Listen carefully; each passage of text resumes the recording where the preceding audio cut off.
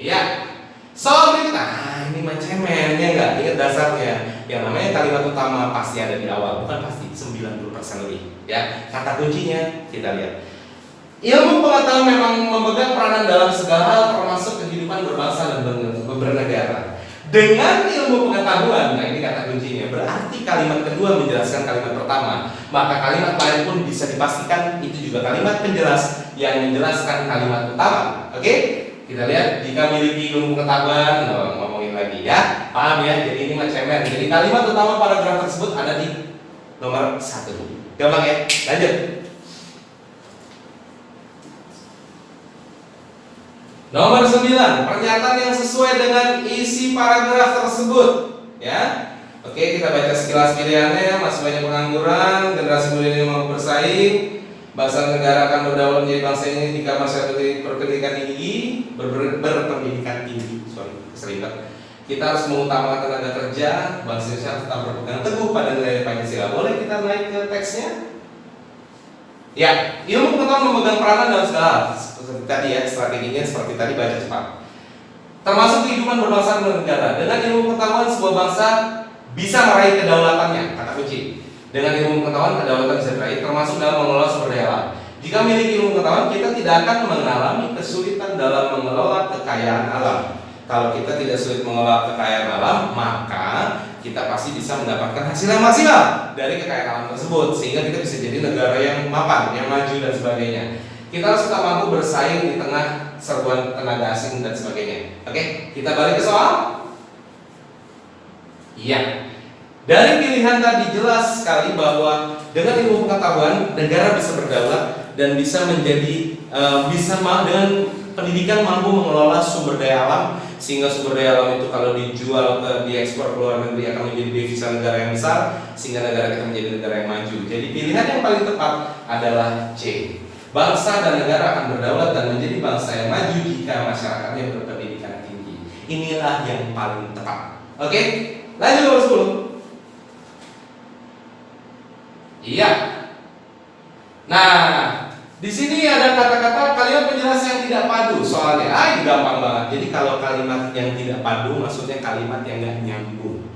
Dan soal ini baik sekali. Kenapa? Karena di sini tulis kalimat penjelas yang tidak padu. Jadi perlu kamu tahu bahwa dalam sebuah paragraf, misalkan seperti ini.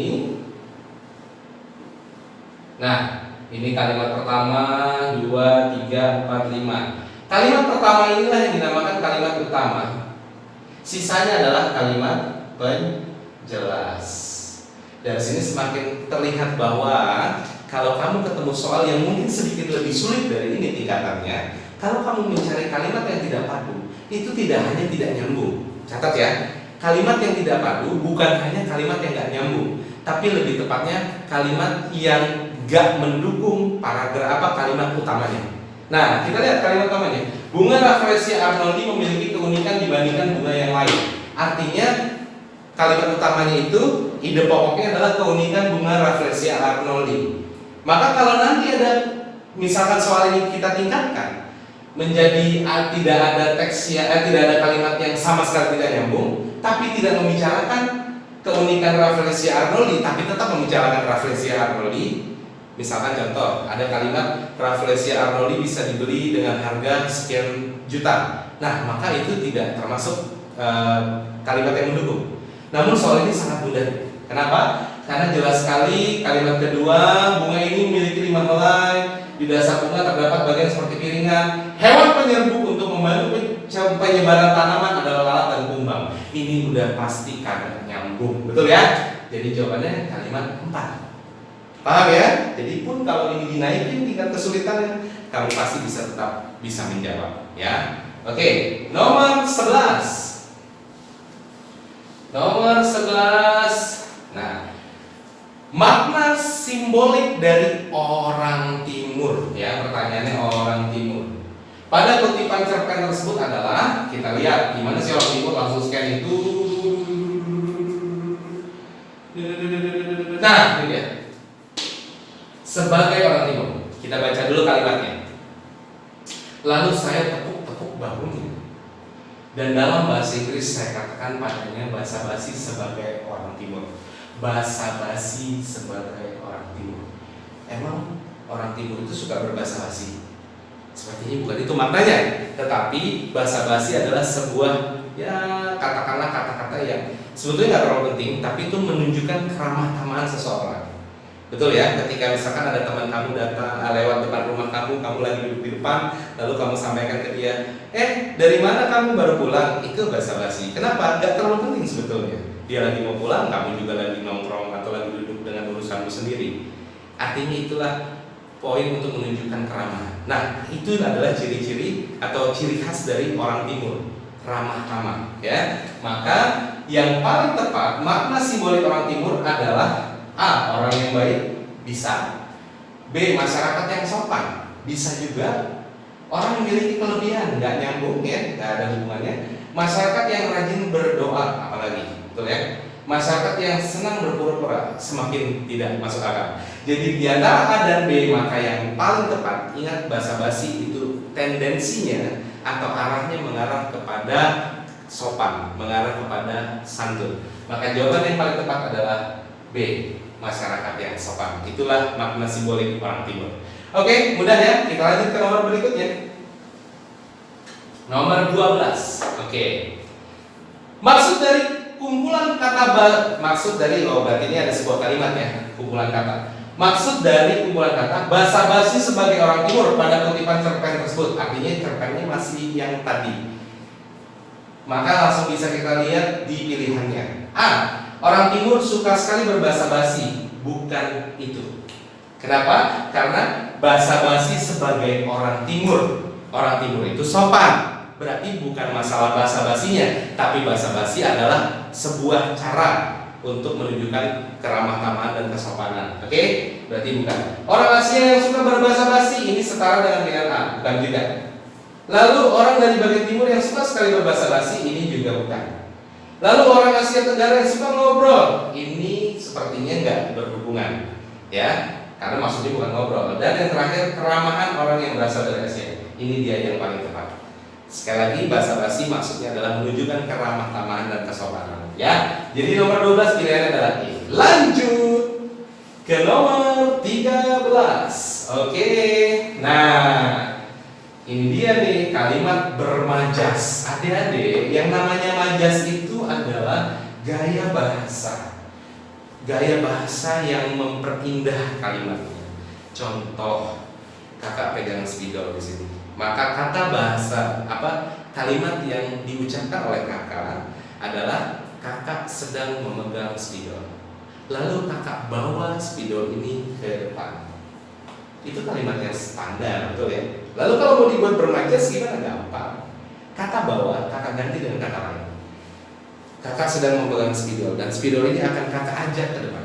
Nah, coba ya kak, benda mati diajak.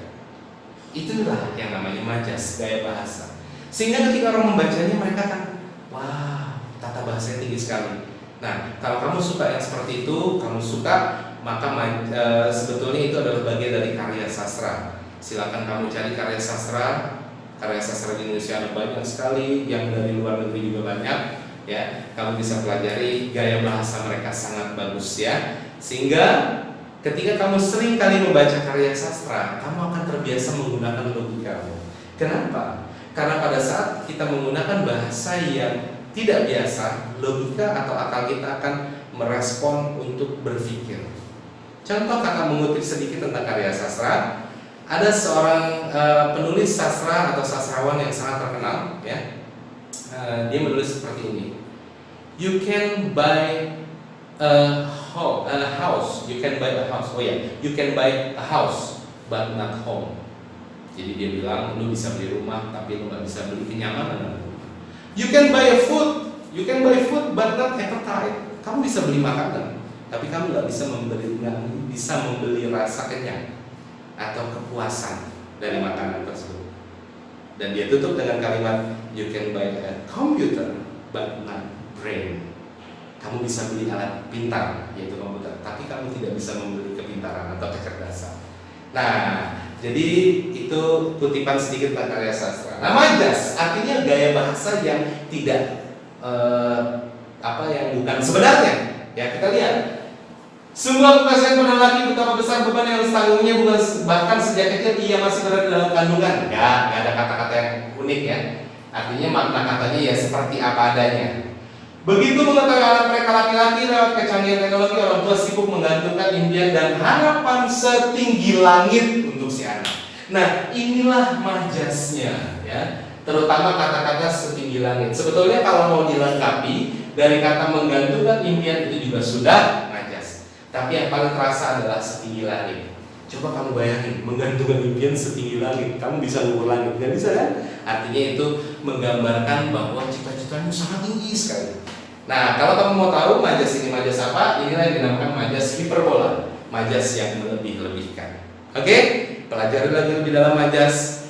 Gunakan satu demi satu dalam kalian berbicara kepada orang lain, maka kalian perlahan akan menjadi seorang pembicara yang menyenangkan. Oke, kita cukup untuk nomor 13, lalu kita masuk ke nomor 14. Nilai budaya yang terdapat dalam kutipan tersebut. Nah, kalau ada pertanyaan tentang nilai budaya, nilai moral, nilai dan lain-lain, maka kamu harus baca teksnya sedikit lebih dalam, tapi tidak perlu terlalu dalam. Kita coba tes ya. Sungguh aku kasihan pada lelaki betapa besar beban yang harus ditanggungnya bahkan sejak ia masih berada dalam kandungan. Begitu mengetahui anak mereka laki-laki lewat kecanggihan teknologi, ya OSG atau apa itu, sudah ketahuan, oh ini laki-laki. Padahal belum lahir gitu. Mereka orang tua sibuk menggantungkan impian dan harapan setinggi langit untuk si anak.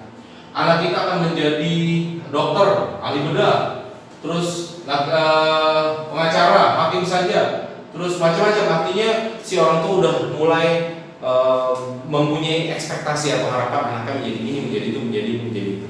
Oke?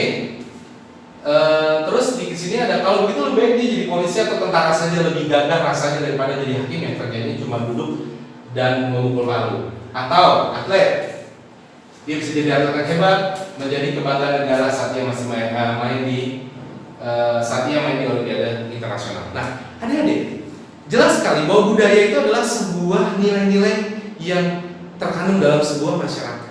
Dalam ini masyarakat itu bisa masyarakat kecil, masyarakat rumah kamu, masyarakat RT kamu, masyarakat kelurahan kamu, atau bahkan masyarakat se-Indonesia. Nah, di Indonesia bahwa pekerjaan atau profesi itu sangat menentukan prestisius dari seseorang. Nah, itu masuk dalam nilai budaya, dan ini sangat nyambung dengan teks tersebut yang kebetulan di pilihannya ada. Kalau kita cek jelas sekali. Pilihan A, profesi seseorang dapat menentukan derajatnya dalam kehidupannya di masyarakat. Inilah nilai budaya yang terkandung dalam teks tersebut. Ya, kamu boleh cek pilihan yang lain, tapi sudah dipastikan pilihan lain pasti salah. Artinya apa? Di sini jelas. Yang penting kamu tahu nilai budaya. Oh, berarti kebudayaan di daerah tersebut apa? Kalau nilai moral, sebuah perbuatan baik atau buruk, itu nilai moral, ya, dan sebagainya, kamu pasti bisa. Oke, jadi nomor 14 sudah kita jawab. Terakhir nomor 15 untuk sesi pertama. Boleh dinaikin lagi? Nomor 15. Iya. Baik. Di sini diberikan sebuah paragraf, lalu pertanyaannya kalimat fakta. Nah, ini gampang banget terjadi. Jadi gini ya. Kamu perlu tahu bahwa kalimat fakta itu ciri-cirinya itu berdasarkan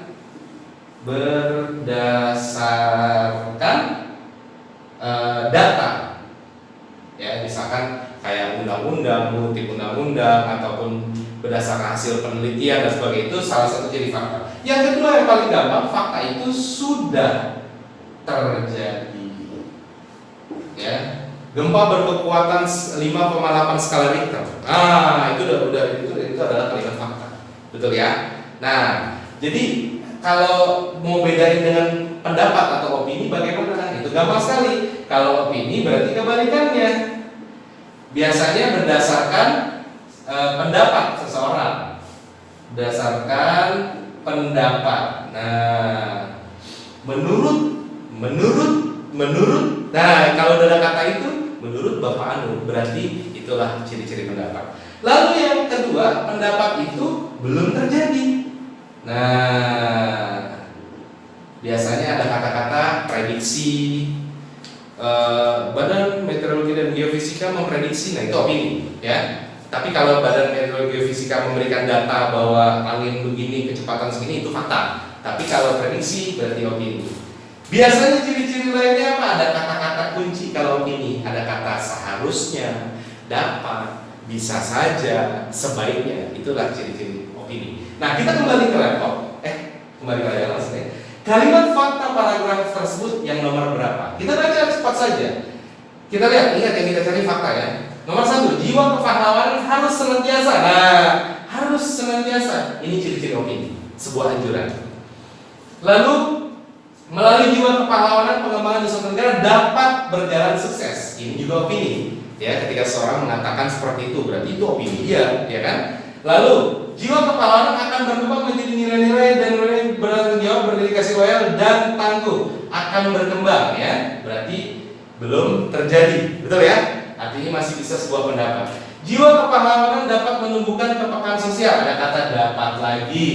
Jadi ini juga pendapat atau opini. Kalimat terakhir, sifat-sifat ini telah terbukti dimiliki oleh para patriot perjuangan dalam meraih kemerdekaan. Ini baru fakta. Kenapa? Bukan hanya karena kata-kata terbukti, bukan, tetapi karena sifat-sifat ini telah terbukti dimiliki oleh para patriot. Artinya ini sebuah data dari sebuah tulisan sejarah, ya, bahwa memang para patriot itu memiliki jiwa atau sifat-sifat yang seperti dijelaskan di kalimat 1 sampai 4. Oke, mudah ya. Jadi jawabannya adalah kalimat 5. Oke adik-adik, cukup sekian untuk sesi pertama di 15 nomor. Di sesi berikutnya kakak akan bagikan 15 nomor berikutnya. Oke? Ingat, catat ya poin-poin yang penting. Lalu kamu rasakan, hubungkan dengan pengetahuan yang selama ini kamu tahu tentang berbahasa Indonesia, maka kamu akan memahami dan semakin tajam dalam mengerjakan soal. Oke?